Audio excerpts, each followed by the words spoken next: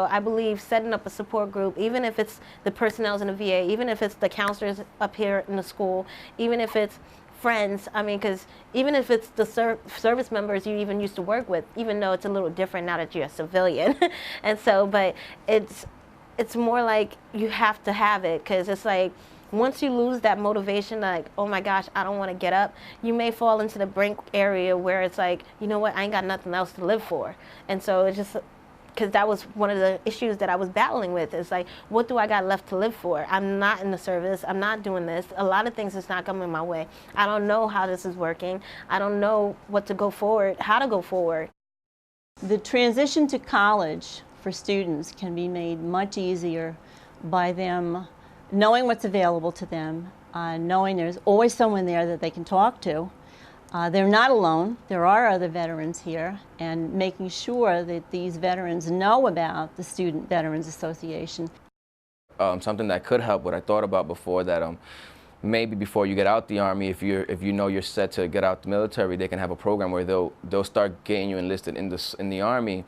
I mean, in the college you're going to the state, back to the state you're going to, maybe a month or two prior to you leaving, so when you get back, your school enrollment will either be ready to go through, or have very little time waiting with the process of going to college.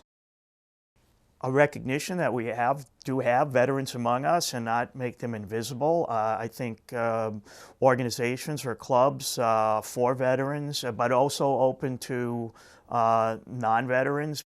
But for those of us that are eligible for the post 9/11 GI Bill, it would make it a lot easier if they could expedite things a little faster for us to make our transition into college. Because one of the things, at least I know for myself, I came in here, I used the post 9/11 GI Bill, a great thing, a great program.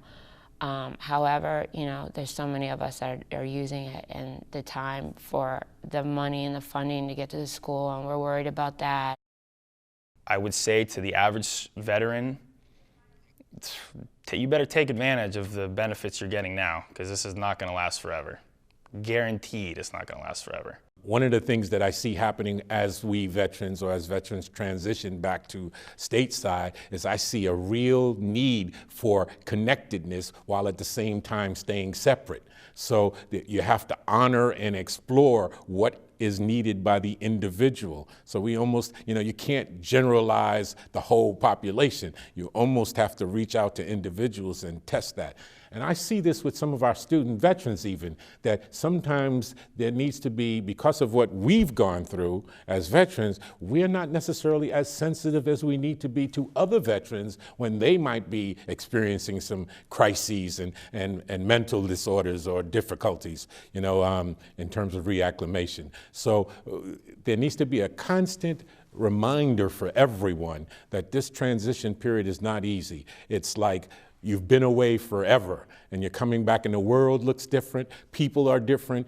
People you grew up with are all gone. People that you come in contact with in the business world and stuff like that treat you differently, expect different things from you. There's all kinds of things that we need to really be aware of, and as a society, as far as helping veterans get comfortable again as they make the transition back here. And we also need to recognize that some student veterans are still in the military, at the reserve level, et cetera, especially in the nowadays troops.